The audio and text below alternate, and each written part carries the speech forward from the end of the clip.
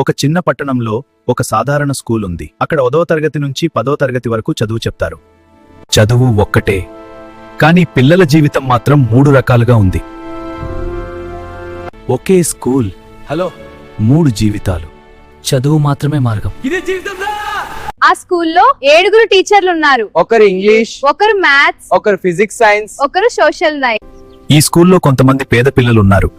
వాళ్ళకి ఏదైనా కొనాలనిపించినా ఈ నెల కాదు నాన్న, వచ్చే నెల చూద్దామనే మాటే సమాధానం. ఎందుకంటే వాళ్ళ అమ్మ నాన్న పేదవాళ్లు. ఇంకొంతమంది రిచ్ పిల్లలు. వాళ్ళు అడగక ముందే అమ్మ నాన్న అన్ని కొని పెడతారు. మధ్యతరగతి పిల్లలు కూడా ఉన్నారు. ఏదైనా అడగాలంటే ముందు ఆలోచిస్తారు. పేద పిల్లలు మధ్యతరగతి పిల్లల్ని చూసి బాధపడతారు. అయితే ఆ పేద పిల్లల్లో ఒక అబ్బాయి మాత్రం వేరేలా ఆలోచించాడు. బాగా చదివితే మాత్రం నా జీవితం మారుతుంది, ఒకరోజు నా ఫ్యామిలీని గొప్ప స్థాయిలో నిలబెట్టాలి అని నిర్ణయించుకున్నాడు.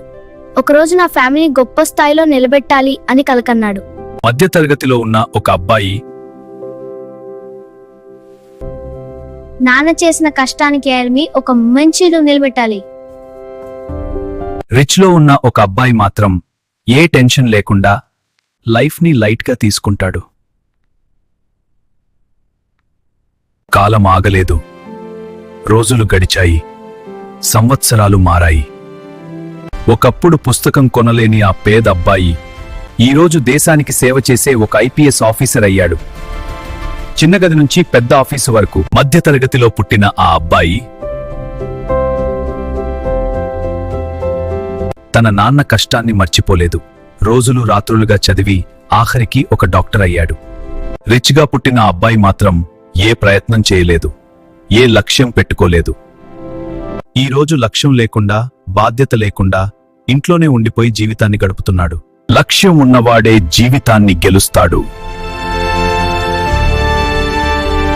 ఈ ముగ్గురు ఒకే స్కూల్లో చదివారు, కానీ వాళ్ల భవిష్యత్తు వాళ్ల ఆలోచనలే నిర్ణయించాయి.